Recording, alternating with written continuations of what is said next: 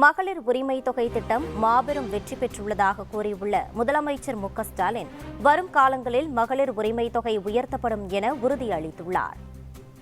பெரும்பாலும் மாநிலத்தில் இருக்கிற மகளிர் மாதம் 1000 வாங்குகிறாங்க.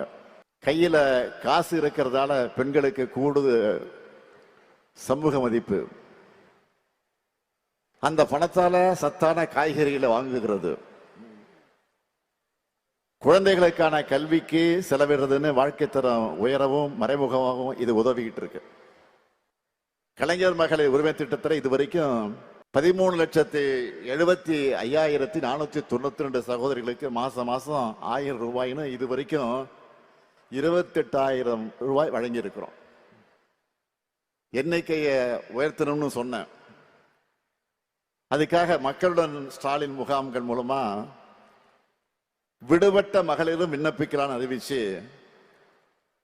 இன்னைக்கு காலையில 16,94,339 பேருக்கு அக்கௌண்ட்ல 1000 ரூபாய் போட்டுட்டோம். இனிமே தமிழ்நாட்டில் இருக்கிற 1,30,69,831 சகோதரிகளுக்கு 1000 ரூபாய் மாசம் மாசம் தொடர்ந்து கிடைக்கும். தலைநிபரும் தமிழ்நாட்டில் பெண்கள் உயர்ந்து நடைபோட நிச்சயம் உரிமை தொகையும் உயரும், பெண்களுடைய உரிமையும் உயரும். உறுதியா சொல்றேன், எதிர்காலத்தில் வரலாற்று ஆசிரியர்கள் வரலாற்று எழுதும் பொழுது மகளிர் முன்னேற்றத்தினுடைய புதிய அத்தியாயத்தை ஸ்டாலினுடைய திராவிட மாடல் ஆட்சியில தொடங்குச்சுன்னு தான் எழுதுவாங்க.